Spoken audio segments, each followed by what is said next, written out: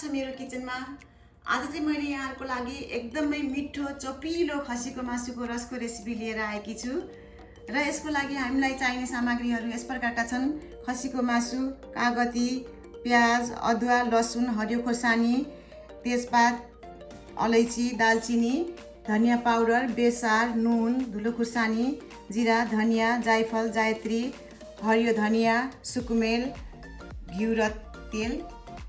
सबैभन्दा पहिला म खसीको मासुलाई नुन, बेसार, धनिया पाउडर, घिउ हालेर राम्रोसँग मोलेर छोपेर राख्छु।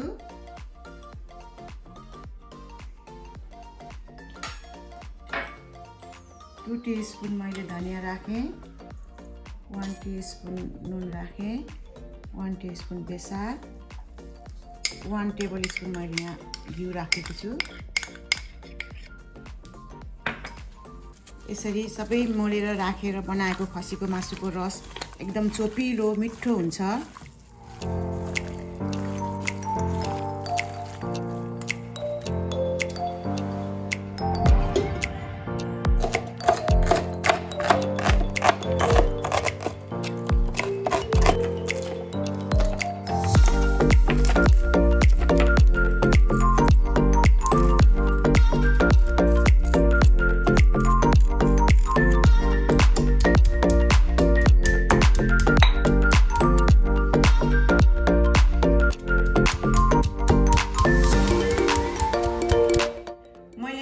काट्ने काम पनि सके। अब म मसलालाई मसिनो गरेर पिस्दैछु। यसमा मैले 2 टीस्पुन जिरा, 1.5 टीस्पुन धनिया, जायफल, जायत्री र मैले दालचिनी लिएको छु। खसीको मासुको सुप बनाउँदा जायत्री, जायफल, दालचिनीले एकदम राम्रो टेस्ट ल्याउँछ र यसको कम्बिनेसन पनि मिल्छ। जायफलले त शरीरलाई पनि एकदमै फाइदा गर्छ र अब म यसलाई पिस्दैछु।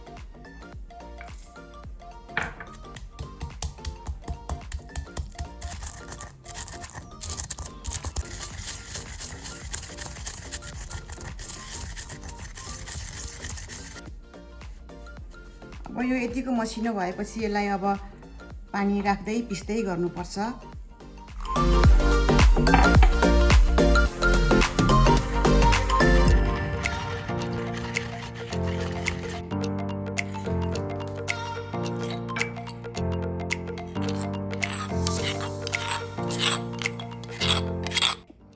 मैले तोरीको तेललाई राम्रोसँगले तताएँ।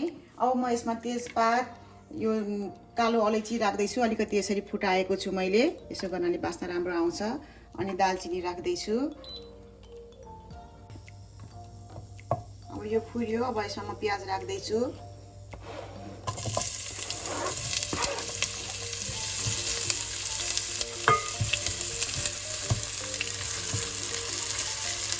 यो कालो अलैची पनि एकदमै जरुरी छ खसीको मासुमा, एकदम मिठो स्वाद आउँछ यसले।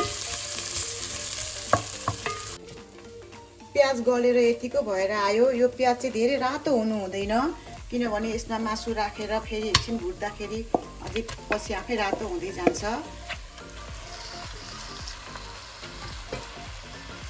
अब यसलाई राम्रोसँगले मसिनो आगोमा हिटमा छोपिकन पानी नहालिकन पकाउनु पर्छ।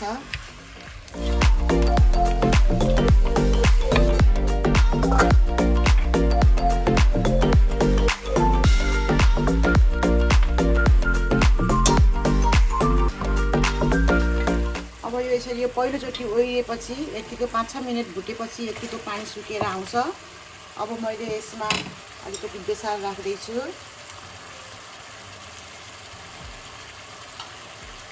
1 टीस्पुन राखेँ। नुन स्वाद अनुसार राख्ने, कतिको रस हाल्ने त्यही अनुसारले। मैले 2 टीस्पुन राखेँ। मैले यसमा अघि काटेर थिचेको अदुवा र लसुनको पेस्ट छ। धेरै पेस्ट बनाउनु हुँदैन, यसको अलिअलि हल्का यसरी अलिअलि खस्रो खस्रो यस्तो बनाउनुपर्छ।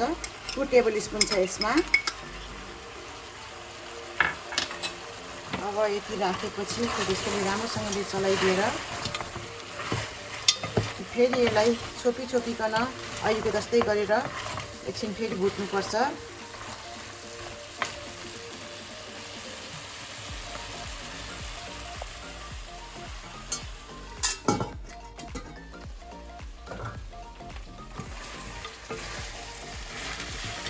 लसुन अदुवा राखेपछि यसरी मजाले यसरी तेल निस्किन्जेलसम्म परी भुट्नुपर्छ। छोपिकन हिट चाहिँ एकदम स्लो गर्नुपर्छ। अब मैले यसमा अघि पिसेर राखेको यो जिरा धनिया मरमसला गरम मसलाहरू यसरी मिसाएको छु मैले अहिलेको यहाँ राख्दैछु। र अलिकति स्वादको लागि फेरि मैले धुलो खोर्सानी राख्दैछु। यो पनि आफूलाई कति मनपर्छ त्यही अनुसारको राख्ने। अनि यो हरियो खोर्सानी पनि राख्दैछु।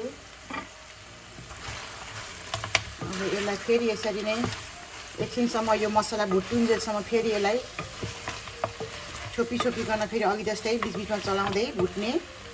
एकदम राम्रो भएर आइरहेको छ। यसरी मङमङ बास्ना पनि आइरहेको छ।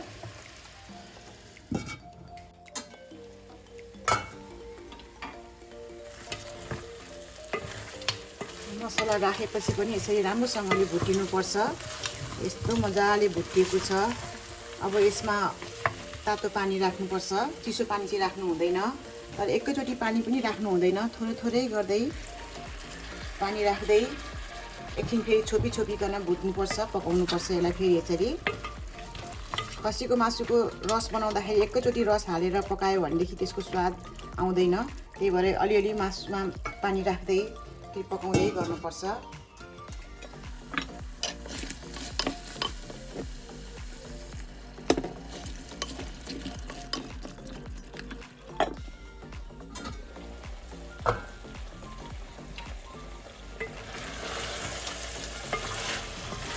एकदमै राम्रोसँगले भुटिएर आयो। यसरी मसलाहरू तेलहरू छोडेर आएको छ।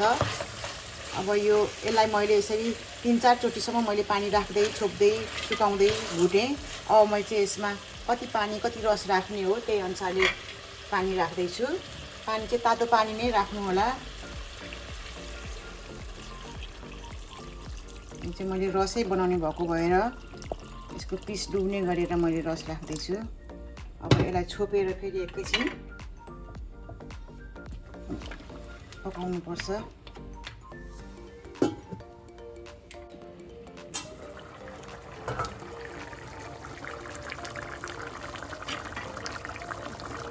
राम्रोसँगले बकबक पाकेर आयो। अब यो यतिको भएपछि अब मैले यसमा अलिकति सुकुमेलको पाउडर, धनिया र कागतीको रस राख्दैछु।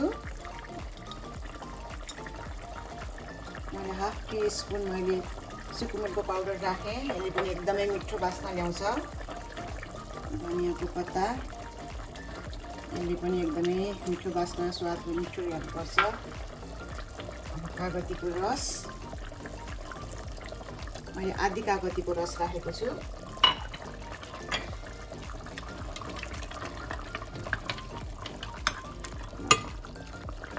एकदम मङ्ग बास्ना आइरहेको छ। हेर्दै खाउँ लाग्दो देखिरहेको छ। हजुरहरूले पनि यसरी नै बनाएर ट्राई गर्नु होला। र मेरो अरू पनि यस्तो भिडियो धेरै आउँदैछन्। त्यसको लागि हजुरहरूले सब्स्क्राइब गरिदिनलाई नबिर्सिदिनु होला। अब म अलिकति चाखेर हेर्छु कस्तो भएछ नुनहरू।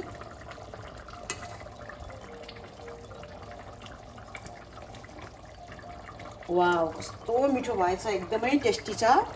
एकदम चोपिलो रस भएको छ।